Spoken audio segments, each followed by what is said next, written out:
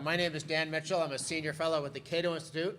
I have the easy part of this session. I just moderate, which basically means I introduce the speakers. I tell them the rules, which are they're each going to get up and speak for 10 minutes. Then they'll each come up again and speak for, what, 5 minutes, right? Right. And then we go to Q&A.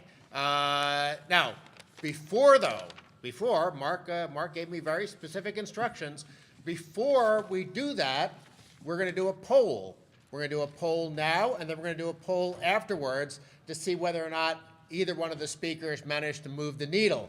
I assume that given the type of audience you find at FreedomFest, you might start, Lanny, at a disadvantage, but you can always move the needle more in your direction. And that would mean, even if the majority of people vote against you, it would mean that you won the debate because you changed more minds. Then again, Mark may move the needle more in the direction. I, of course, will be a totally unbiased moderator and not let you know where I stand on this issue, though I work at the Cato Institute, so if your IQ's above room temperature, you probably already know. But I will actually be fair, because I think that's the way you should behave in these things.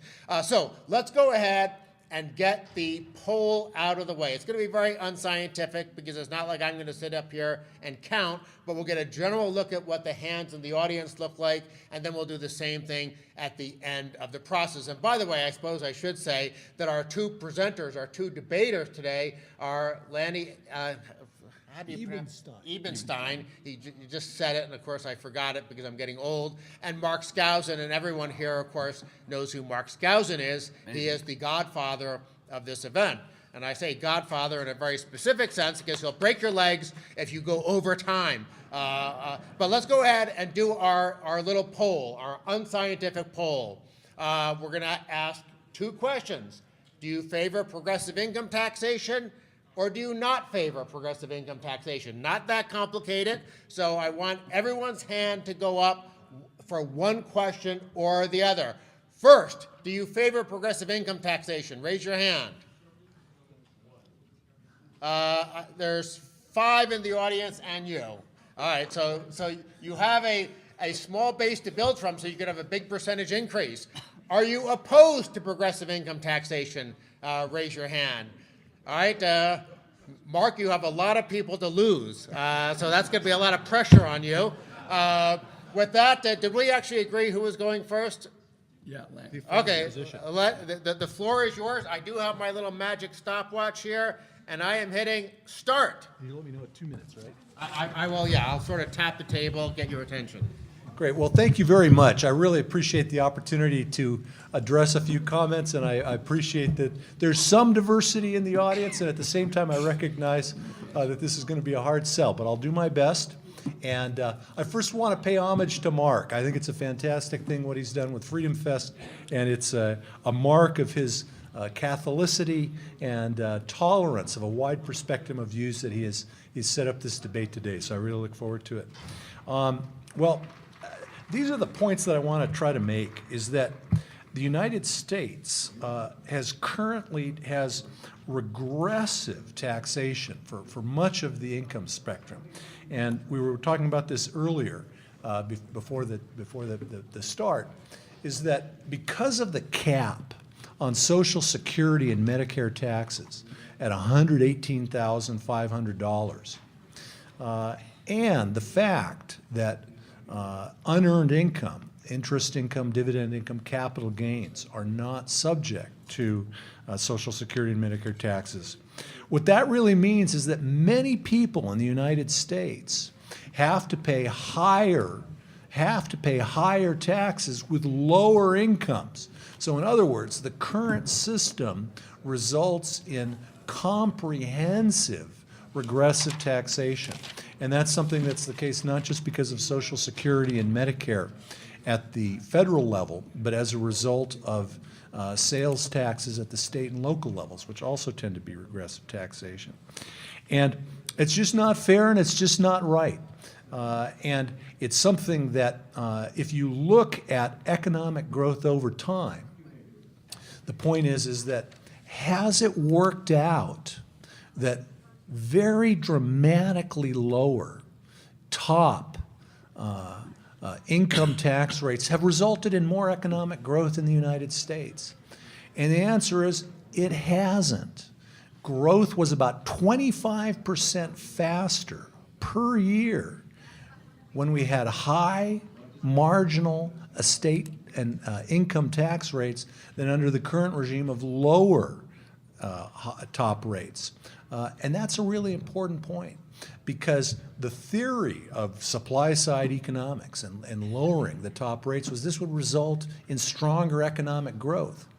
But in fact, across not just the United States, but everywhere else in the world that has implemented sharply lower top rates, there's been a slowdown in growth. That's almost a universal correlation. High top marginal rates, strong growth. Low top marginal rates, low growth. That's a universal correlation, not just in the United States, but in countries of Europe and elsewhere in the world. There can always be lots of different circumstances as to why correlation isn't cause and effect. But it's important that if lower top rates were sold on the argument that it's going to lead to higher growth, if in fact there were lower growth, it would seem like that would be an argument against them. So that's the case. What's another impact of low top marginal rates? Okay, we've already talked about it. It leads to regressive taxation because other taxation is inherently regressive, and particularly the Social Security and Medicare taxes and sales taxes. It leads to lower growth. So it's regressive and it leads to lower growth. Now the other factor is that it leads to the concentration of income and wealth in the United States. And I'm at the point where I can, not some people here can remember back to the 1960s and 70s, and I'm one of them. And in many respects, it was a much different society. We're not talking about pure egalitarianism, equality of result, everyone is equal. We're not talking about implementing the policies of the Soviet Union or a socialist republic. We're talking about implementing the policies that existed when many people think the United States was at its greatest. And that wasn't a socialist country. That was the country that defeated socialism in the world. So I think that the argument that typically classical liberalism, libertarianism, have always favored the maximum growth possible in terms of Ludwig von Mises, among others, talked about how the essence of the liberal position is that it leads to the most economic growth and productivity. That's the argument for the liberal position. Well, that's just not been the case in terms of since we've lowered the top rates, because individuals at the top of the spectrum don't spend as much of their income, you actually have a lower growth rate than you do when the income when resources are more equally shared. And as a result of that, we have a circumstance where income has basically concentrated at the top. As I say, in the 1970s, the top 1% had 8% of national income. That's 8 times their share in the population. That's not an egalitarian society by any means. And in fact, there were lots of people at that time who said the society is completely inegalitarian. That wasn't be my argument at the time. As I said, that struck me as about right. But as I say, that's because my view is more classical liberal than it is libertarian. But in any event, it's something that there's no question that these very low rates on the very top percentage of income earners has resulted in this concentration of wealth and income at the top of the society.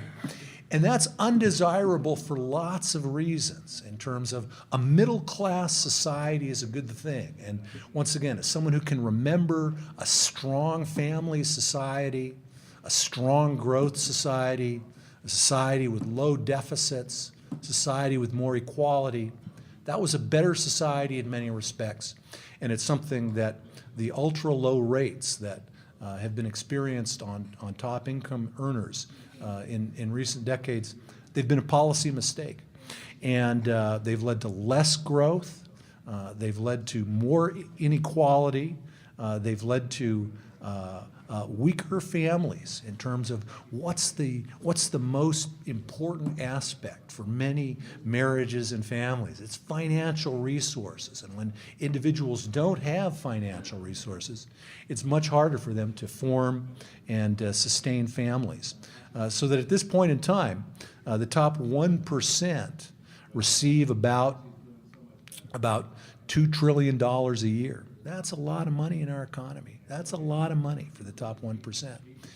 What would a regime of saying we're going to either raise our personal income taxes to accommodate for the Social Security Medicare anomaly, or eliminate the caps on Social Security and Medicare so that everybody pays their fair share, in terms of we're not going to say that those with higher incomes or income from certain unearned sources, they're not responsible for Social Security and Medicare for everyone, but everyone is responsible for Social Security and Medicare for everyone.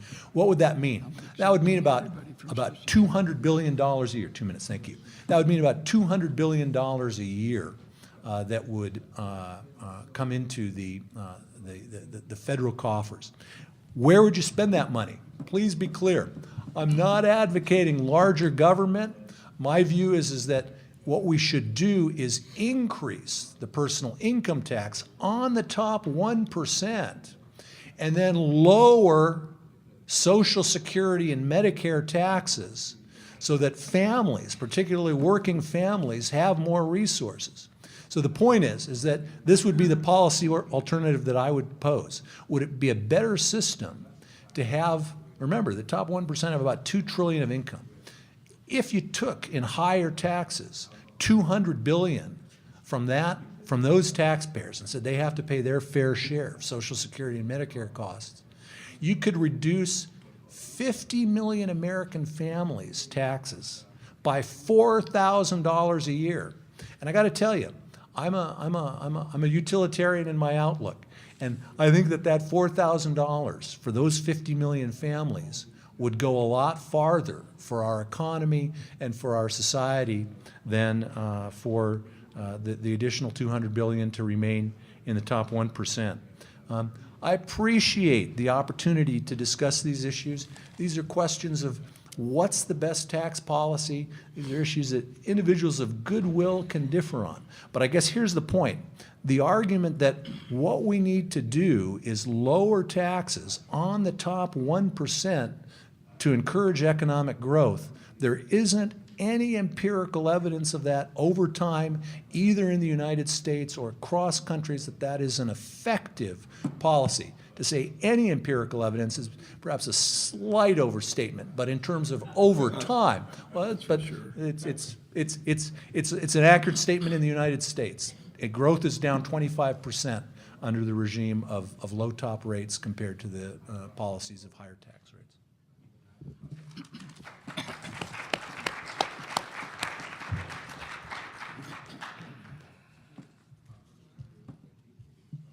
Okay, well, there's a lot to cover here. My voice is not doing too well, but hopefully I'll be able to cover. By the way, Dan Mitchell is not Steve Moore, by the way, in case you were wondering. For those who thought Steve Moore... I believe in free markets. There's a difference. Oh, you're so cruel. Anyway, Steve Moore was called away by his new boss, The anti-free market. Mr. Trump. Mm-hmm. That's right. And so he's not here and will not be at the breakfast, but Dan Mitchell, who is more of a purist, will be there, and we're really looking forward to hear his comments. No, it's for his convention speech. Steve Moore was asked to help him with his new tax proposal and his convention speech. So it's a pleasure to be here and to talk to you about the uneasy case for progressive taxation. And that's the title of a book by two University of Chicago economists, Walter Blum and Harry Calvin. It's a book that I've recommended to Lanny many times. He has still failed to buy it and to read it. It's pretty apparent from his comments. So let me go through some of the reasons why progressive taxation is not a good idea. Number one, it's against the sound principles of taxation that we're taught both in theory and practice in the academic world. The basic principle of taxation, the correct principle of taxation, is the benefit user pay concept. That is, if you benefit from a service, you pay for it. And you pay for it equal to the amount of benefits that you receive. If you go into a store and you buy one loaf of bread, you pay $3. If you buy 2 loaves of bread, you pay $6. And so the concept is of user pay. Now, in the case of government, it's usually in the form of some kind of a fee or a tax in order to pay for the benefits. And so the user pay concept is very important, the benefit principle. So for you to argue for progressive taxation, not only do you have to argue that wealthy people not only benefit more from government, the more income you earn, the more benefits you pay, but you even have to argue further that the benefits increase even more dramatically as a percentage of your income as a justification for the user pay concept or the benefit principle. And that's a very uneasy case to argue. We can all argue that if you earn more property, that you deserve to pay more for national defense. But you get that with a flat tax. You even get that with a regressive tax. The more benefit, the more income you earn, the more benefit you get from government for national defense could be achieved with a regressive tax. So there's no automatic evidence in support of a progressive tax based on the sound principle of taxation. Now, number two is once you open the door to progressive taxation, then you are at sea without rudder. It's very simple to tell people 10% tax, the old tithing principle. And there's a reason, you notice God did not adopt a progressive income tax. He adopted a flat tax proposal. And it was an easy thing to figure.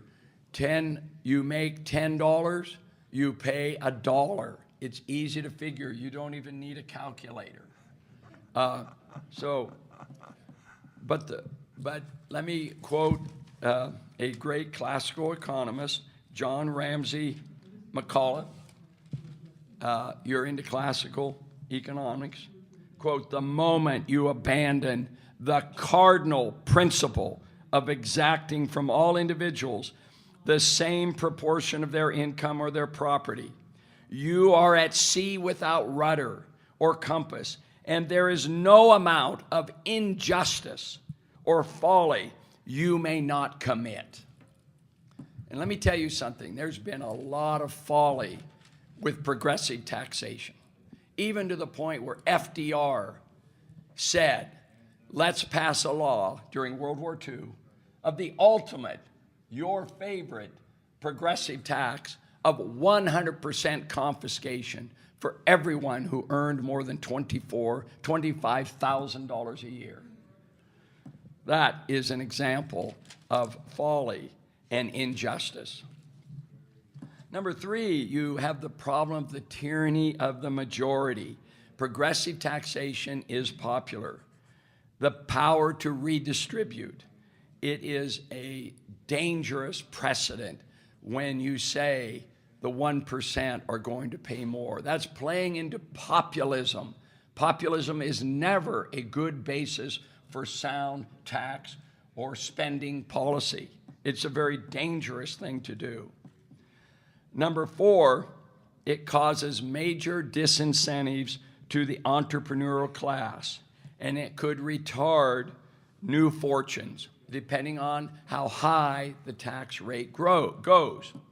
Now, he uses the example, Lanny uses the example of the 1950s and 60s that higher economic growth rates, even though you had very high progressive rates.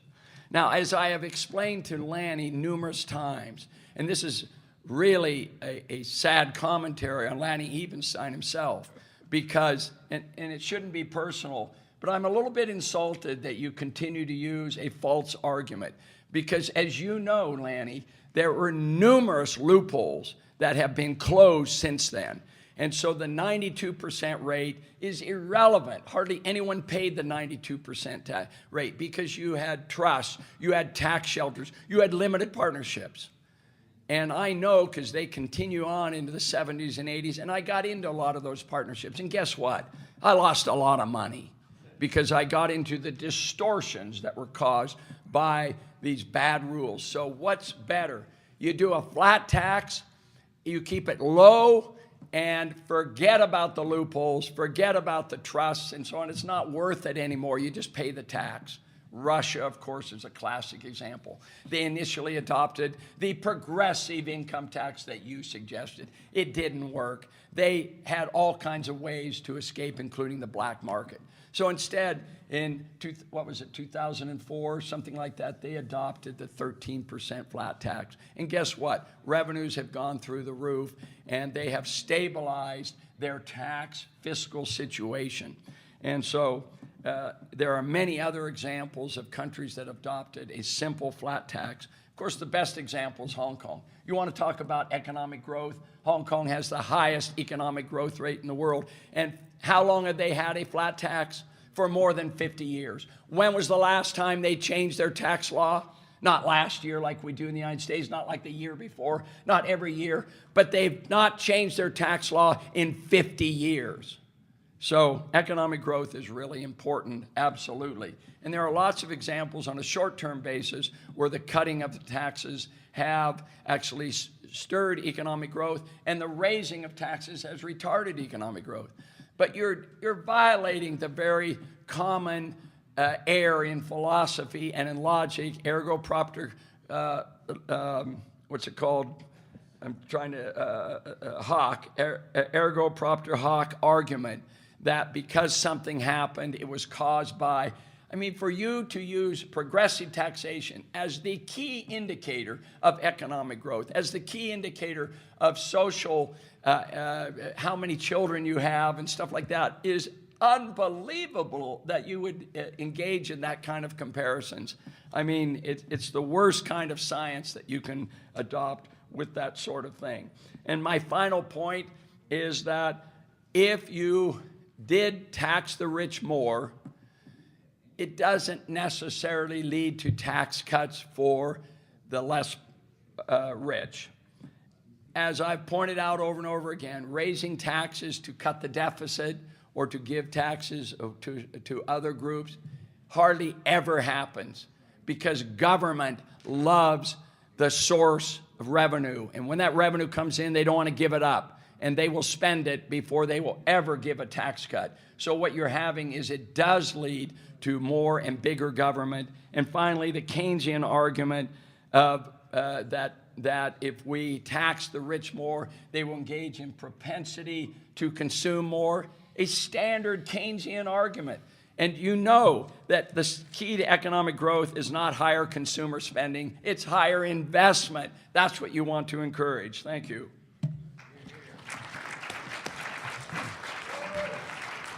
All right, we'll now have our 5-minute rebuttals. Great. Well, as long as we're on the biblical quotes on the 10%, I'd also thought there'd be other ones that came to mind were render under Caesar the things that are Caesar's. So the point is that the laws of God are not necessarily the laws of humankind. But Sadly, I will leave it that comment on that. The I'm going to just say that it's important that economic growth has decelerated since we cut the top rates, in terms of, that's an important fact. Economic growth between 1948 and 1980 was 3.7% a year. From 1981 to 2009, before the Great Recession, it was 2.8%. So the point is, it's down 25% during the era of low top rates. So we can argue why that's the case, but we can say that is a fact. We can say that cutting the top rates didn't result in higher growth. That we can say. So because we had lower growth. So it's something that it's over the time. That's right. We had 30 years of the higher rates as well. So what do we have? We have lower growth. No one questions that. Mark, no one from the floor is questioning that there's been lower growth. The only question is the cause. There's more inequality. No one questions that there's much more inequality. Yes, I question that. Yeah. That'd be rare. Few people would question that. Deficits are higher. There's no question that deficits have been higher, except during the 1990s when top rates were raised, and family structure has diminished as families have had a smaller and smaller share of national income and national wealth. I think that the argument is that the benefit argument in terms of if the top, who should people pay? They should pay what their share and their stake in the game is. The top wealth is something that's even more unequally held in the United States than income. So the point is that we talk about how the top 1% had 8%, now it's 22%. The top 1% have 35% of wealth in the United States. Why not say their stake in the system is 35% and they should pay 35% of taxes? What I'm trying to say is that the argument as to what stake people have in the system, that's a multi-edged sword. And I agree. It's an uneasy case in terms of, but as Milton Friedman once said, we have to trust in a democratic system, fallible people, very fallible people with imperfect information, by discussion and debate, such as we're having here today, will try to reach positions that seem to be in the common interest. We try them. If they work out, then we continue them. If they don't work out, we move on to something else. And it seems to me that with the direction things have moved in the past 30, 35 years in the United States, it would be difficult for people to argue that the policy mix that we have right now is the best and the optimal one. And that if only we lower the top rates again, that then we're going to have more economic growth and we're going to have more equal society, that deficits will decline. I think those are just empirically false statements. And that ultimately is probably the key issue that we're talking about, is empirical statements, statements of fact. In other words, when you raise top marginal rates, and we're not talking about raising top marginal rates on 98% of people or 99% of people, we really are talking about just the 1 or 2% who've had this explosion in income and wealth in the last 30 years as growth has decelerated, inequality has risen, and deficits have risen, and family structure has also declined. The facts are, what are the facts? And we can agree on what the facts are in terms of what I've said. The correlation is the question. I think that in general, the American founders and others believed in equality of opportunity, but at the same time, they believed in middle-class societies in terms of that was a better society than a society divided between rich and poor. That, unfortunately, is the society that we're entering in at this point in time. And the question then is, what are the policies that are going to create a more middle-class society? Again, I don't believe that it's empirically the case that lowering the top marginal rate is going to create a middle-class society again. And if people in this room really do believe that, as I said, I'd like to see the evidence that they have to support that, other than theoretical arguments as to this is the way the world should work. Thank you very much.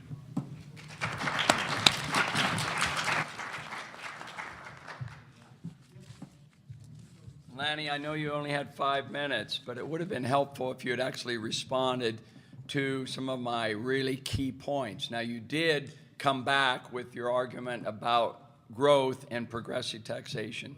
Again, I think it's an extremely simplistic view.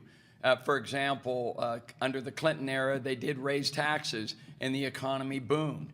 I mean, was there a correlation with that? I don't think so. There was a technological revolution that occurred. There was no serious wars. There were lots of factors that were involved during that time period. You ignore, of course, many of the time periods, such as the Reagan era. You take a period of 30 years, But remember that the 70s was an extremely low growth, high inflation era of negative interest rates. And by the way, Fed policy is a very important factor in growth. Growth statistics is not just taxes. And Milton Friedman, which you should have learned from Chicago Economics. And by the way, I have read your book, Chicago Economics, cover to cover. And I have asked you repeatedly to read the very best book ever written on progressive taxation by Walter Blum and Harvey Calvin, and you still haven't done it. So, I mean, I don't understand it.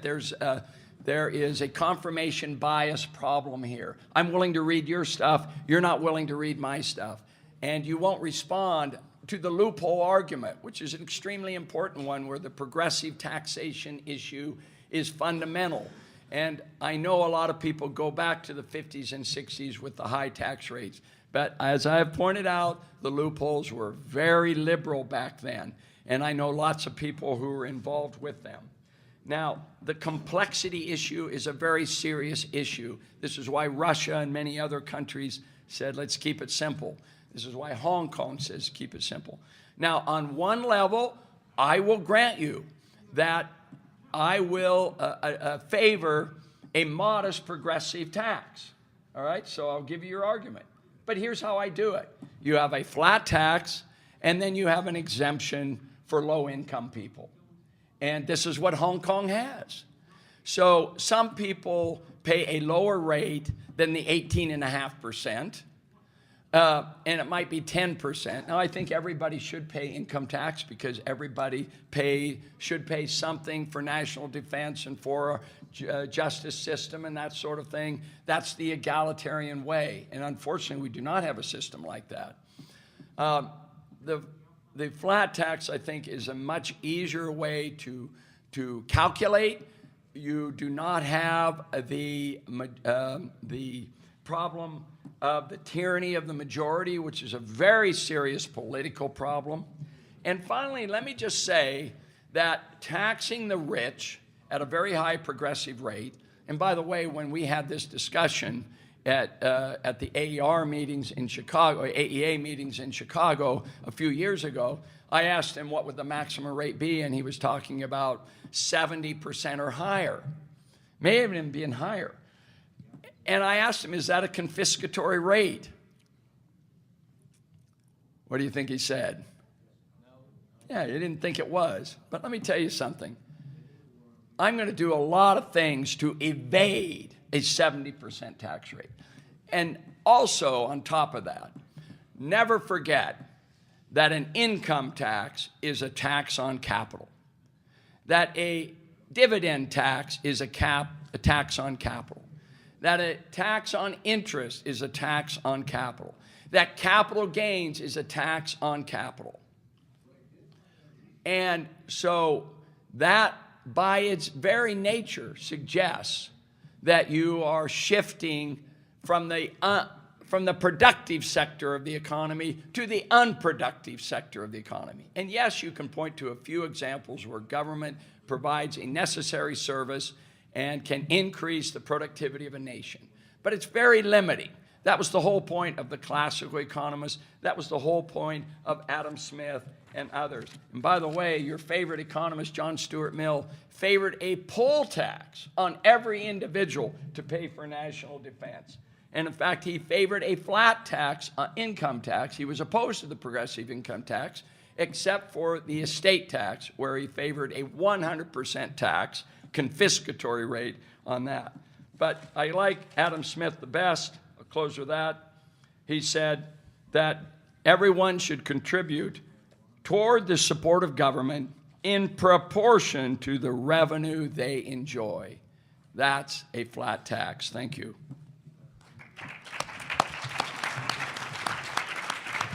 And the lower, the better. 0%. Go to zero, but no, I'm not an anarchist. So. It's 3:55 right now. What time do you want us to do the poll so we know how much time we have for questions? Let's do the Q&A and then do the it doesn't take long to ask the. Okay, but until when then should we do Q&A? 15 minutes worth? Well, when we have to end right at 4:10 or something? 4:10, yeah. All right, so we'll do almost 15 minutes.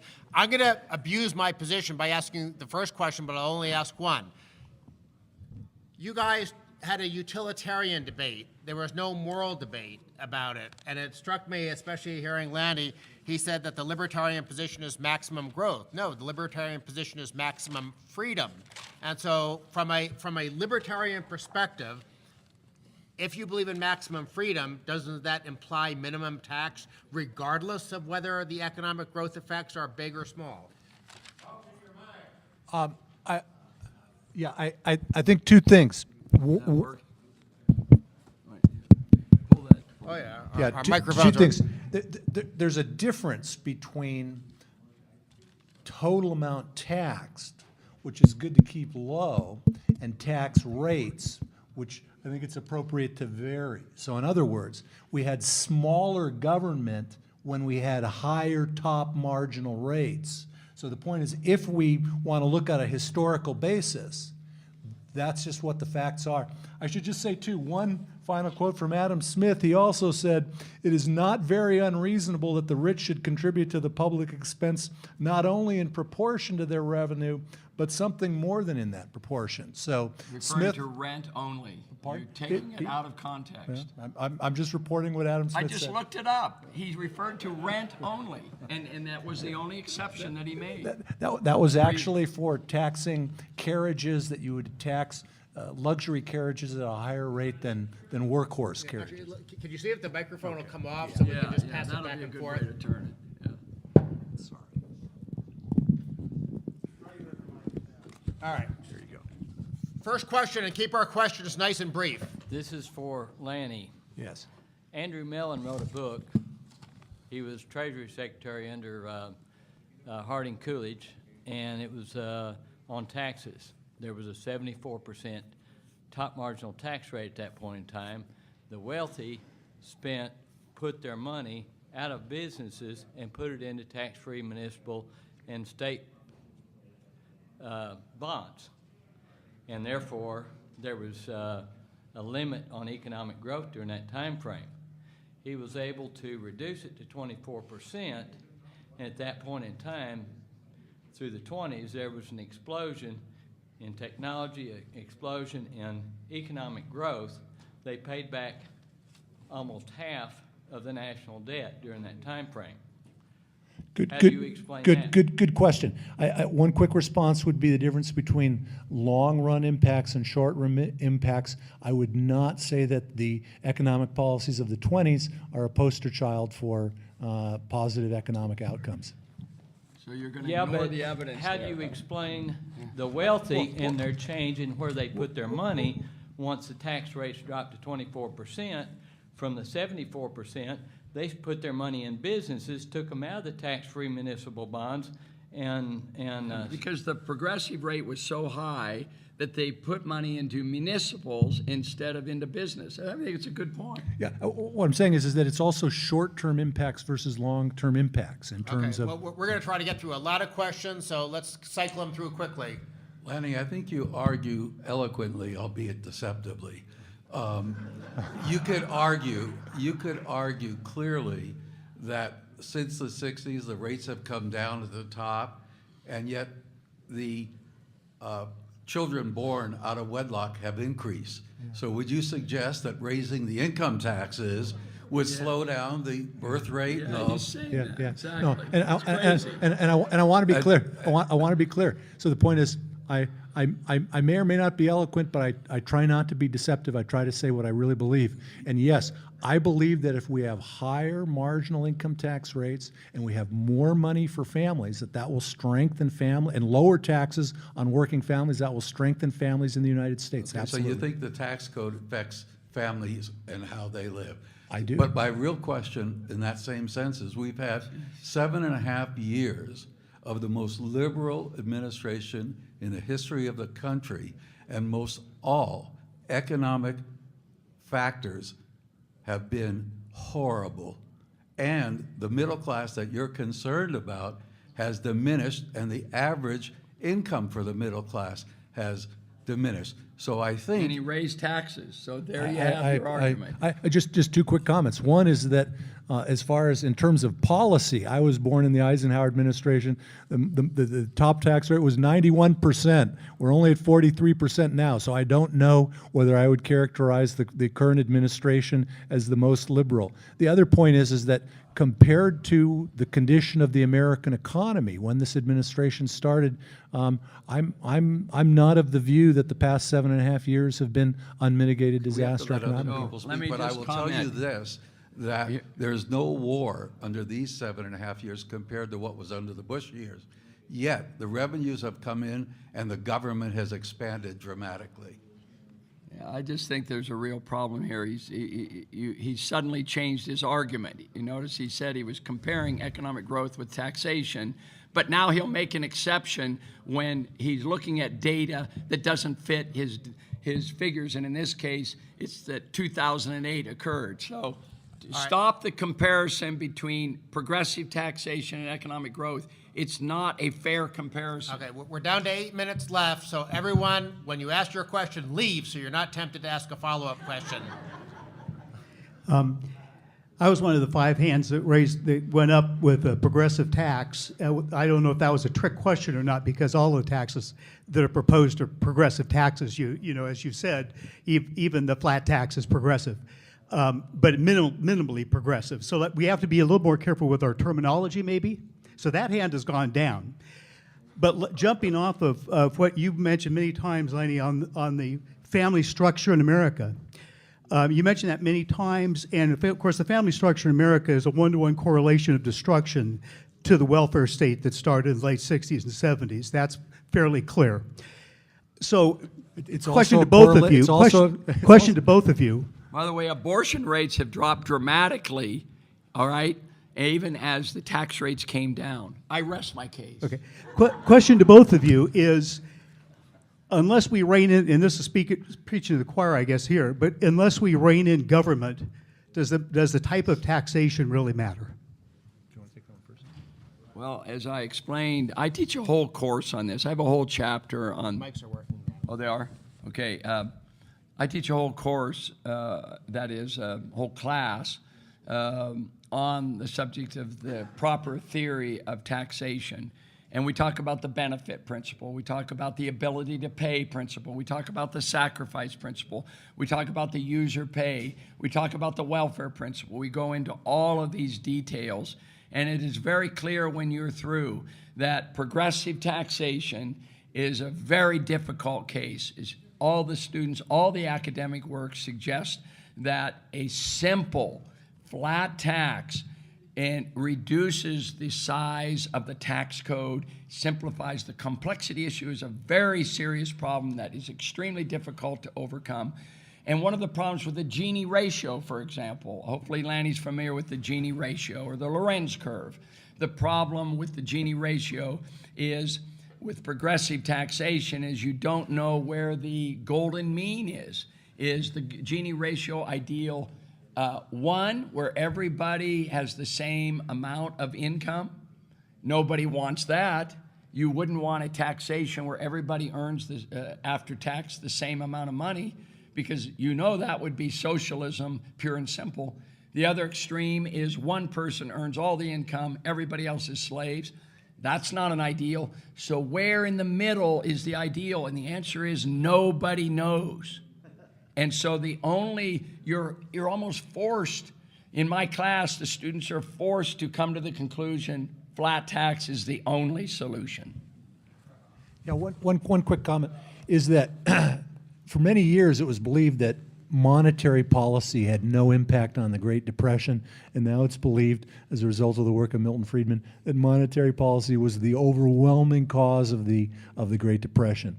So conventional wisdom and even universal opinion can be wrong, but my belief is that as we raise top marginal rates, economic growth will increase, and that families will be stronger in terms of that. I believe is an empirical correlation. There's no evidence of the Keynesian argument that you made that you increase the consumption of wealthy people and remove the capital because they're the most productive sector. There's no evidence for that Keynesian argument. Friedman threw it out completely. Here, let's, we only have 5 minutes left, so what I want all of you to get your questions out in like 30 seconds, and then they'll answer the various parts that fit in. So let's go bang, bang, bang, bang with your questions. And then we want Steve Forbes to come forward and tell us who won this debate.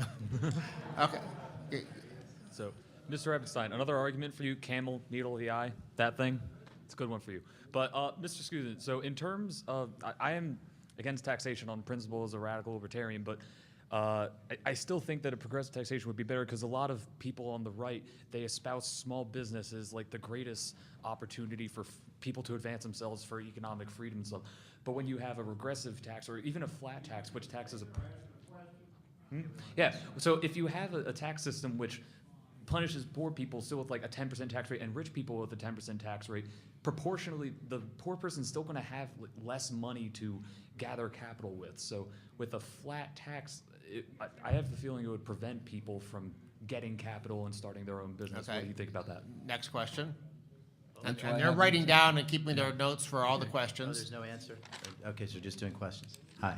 Well, they're all going to answer at the end. We want to get all the questions in because people have been. So then, has Lonnie considered then, I'd like to know his opinion on the Laffer curve and what he thinks about during the Reagan era, receipts going up, I think almost doubling when they cut taxes.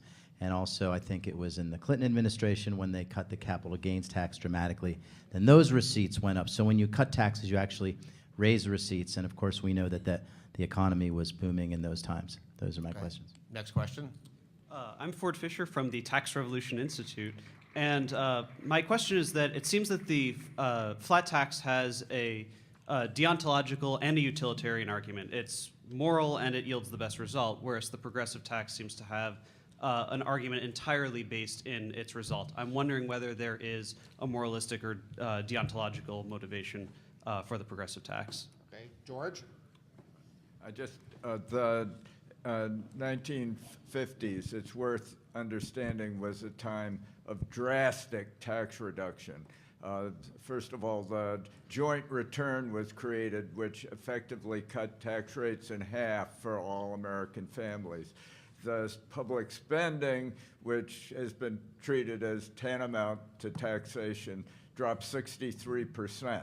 The idea that somehow, because 123 people paid taxes at 191%, that the 50s was a time of tax increases is just utterly nonsensical as far as I could see. That's my question. All right.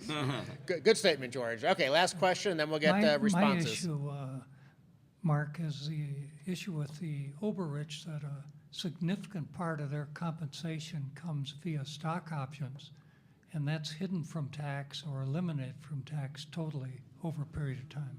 Yeah, okay. All right, now let's both of the speakers answer the various questions, the things they want to focus on. Hopefully in 1 minute. Yeah, exemption. I do favor an exemption from small business.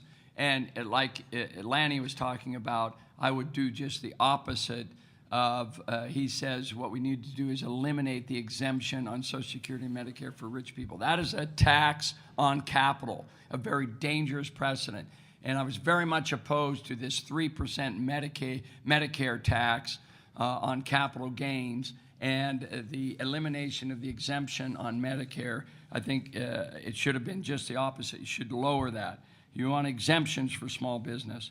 And the Laffer curve does work on capital gains, but it's very mixed results on income because during the 90s, Clinton raised the income tax and actually revenues went up. So Laffer curve doesn't work every time. On stock options is capital. Do not tax capital as much as possible. Minimize the tax on capital.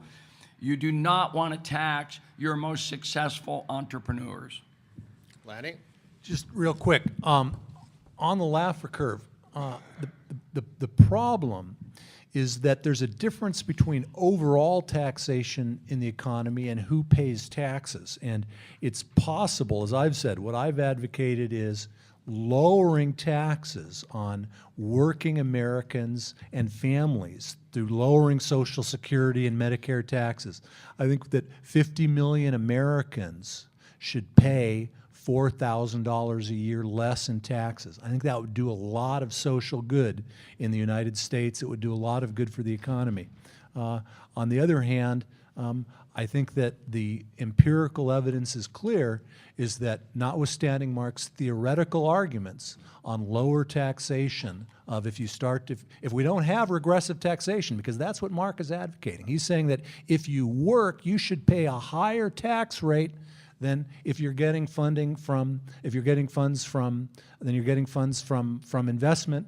I disagree with that. I'm not for regressive taxation. As I said, I think progressive taxation, it is an uneasy case. I appreciate that. But at this point in time, we've moved too far in the direction of lowering taxes on the top 1 or 2%. The reason why people in the 50s didn't pay, there were only 123 people, was because of the high tax rates. When you lower the tax rates, that's why there's been the explosion of income in the top 1%. Danny. All right. We've run out of time. Yep. We've run out of time. It's time to take our poll again. But I can't resist, because I've been good all session long. I have to make one point. IRS data on irs.gov, Statistics of Income Bulletin. In 1980, those making more than $200,000 a year in 1980 with a 70% rate paid $19.7 billion to Uncle Sam. By 1988, when Reagan had lowered the top tax rate to 28%, those making more than $200,000 paid $99 billion, 5 times as much revenue at a far lower rate. So with that bit of editorializing by your moderator, I'm not trying to put my thumb on the scale. Close the loophole. If you believe in progressive taxation, raise your hand. Well, we lost a fourth. I think you lost someone. But if you don't believe in progressive taxation, if you're a God-fearing American patriot, raise your hand. All right, I want to please thank both of our speakers. Thank you. Very good. That was very helpful, Mark. I appreciate it. It's the uneasy case for tax.